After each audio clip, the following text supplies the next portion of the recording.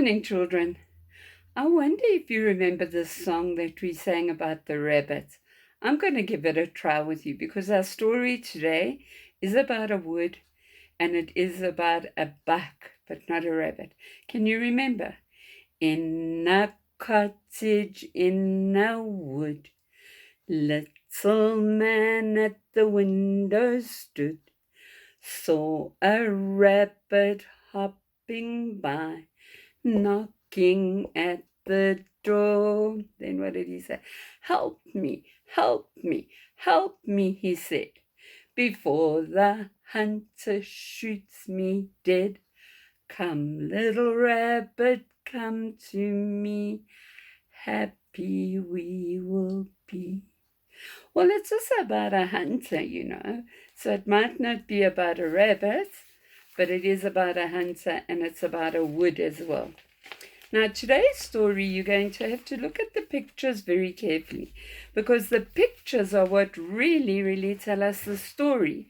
So today I'm going to be reading some text, but you are going to be looking very carefully at the pictures to follow and to understand the story. So sometimes we read with pictures and sometimes we read with words, okay?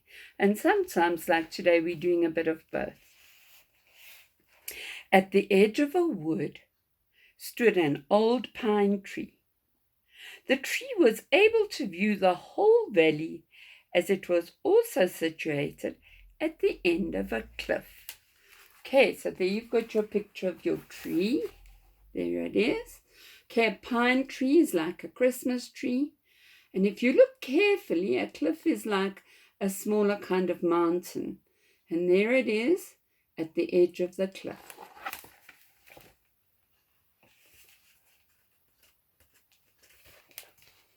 Goodness me. The tree had been in the forest for a long, long time. Okay, so the tree had been in the forest a long, long time from being a seed and then growing into a sapling, that's a baby tree, and then growing into a tree. So it had been in the forest a very long time. Being at the edge of the cliff, because remember that's where we saw the tree had often faced terrible winds as well as heavy rain. And in order to survive, he had to fight for his life. So this poor tree was at the edge of the cliff.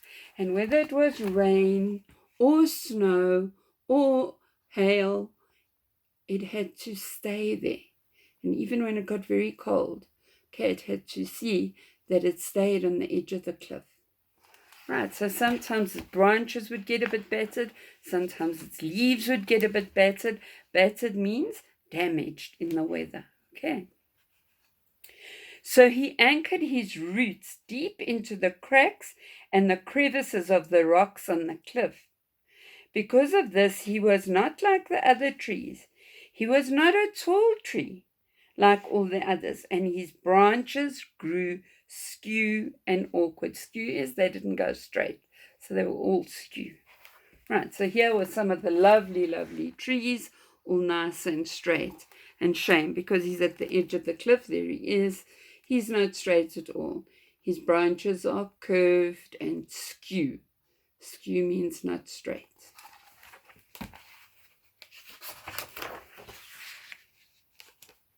Many of the other trees were chopped down and taken to the mill. Okay, so if you've got a forest and there's a lot of trees, sometimes they chop the trees down and they use the wood. Okay, and when they go to the mill, the big logs of wood here are cut down.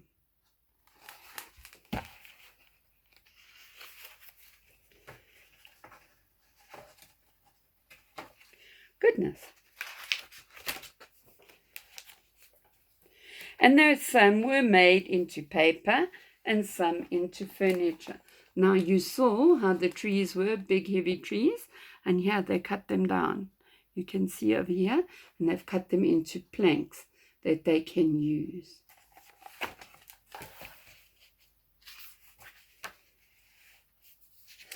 Right, and sometimes furniture was made out of them, and sometimes toys.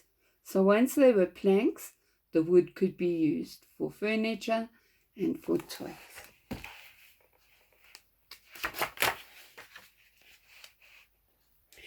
He knew the factories made toys and ships and bridges and even matches out of pine wood.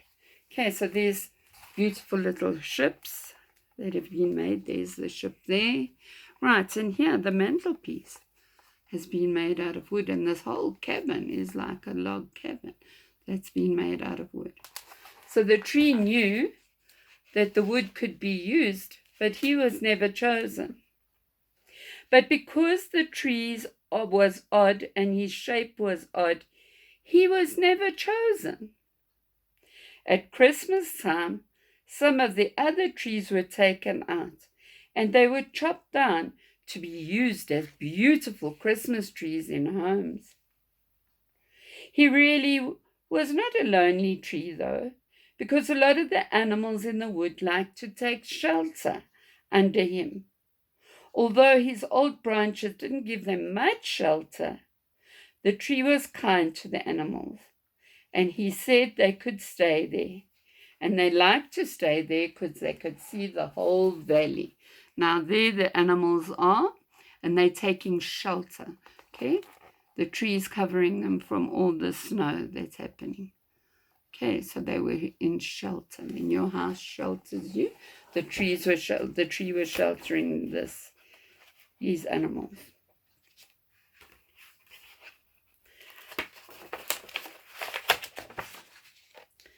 They could see any sort of danger from under the tree. So because the tree was at the end of the cliff, the animals weren't worried. So they would play in the grass because they knew nothing dangerous could happen to them.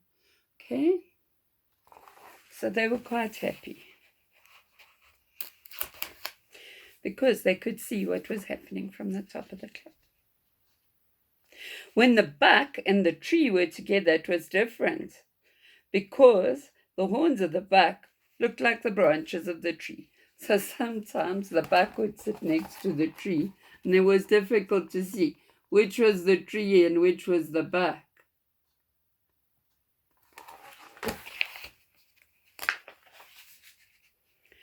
And then one morning early, a hunter came into the wood.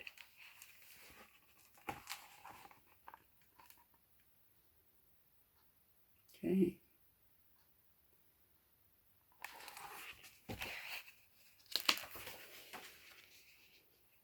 Looking through his binoculars, he could see the buck grazing on the top of the cliff. So he had binoculars on. Binoculars enabled you to see far away. And he could see the animals very happy, eating, grazing. Animals graze, we eat.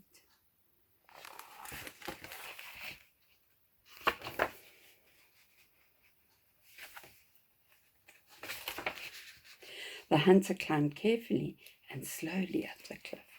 So now he didn't want the animals to see him, so he came up the cliff very carefully, climbed up. Move my hand and you can see him. There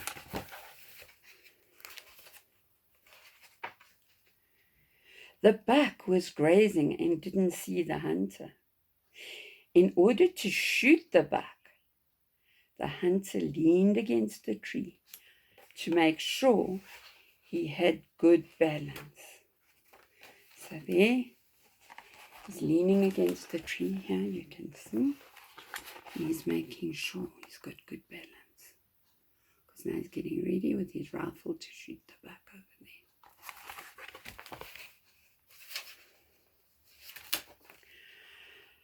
But just as he was going to pull the trigger, the tree whispered a warning to the buck. The wind began to blow and the tree bent forward with the wind. So the tree, of course, saw the hunter first and whispered to the animals. And then the tree bent forward.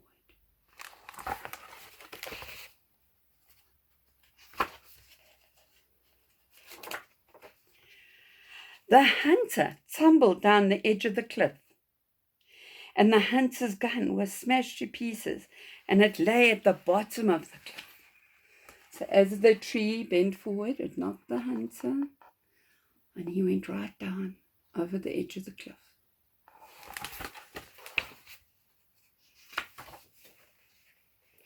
The buck was so grateful to the pine tree that it couldn't thank the pine tree enough for saving their lives. So all the buck was so happy to see the end of the hunter, because otherwise they would have been shot.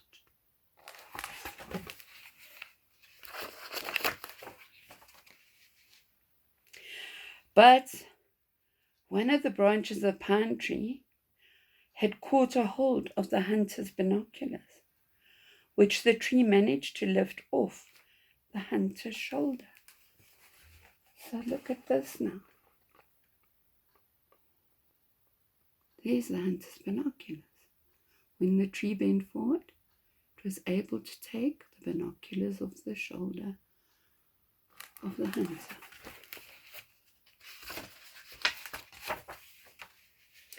But now there is no longer a problem with hunters in the wood, because the buck is able to look through the hunter's binoculars that hang on the branch of the pine tree. So now, no hunters can come near them, because look how clever the buck are. They're using the binoculars now, and so now they are perfectly safe.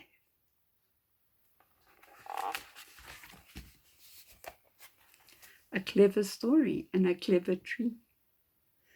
I hope you enjoyed it.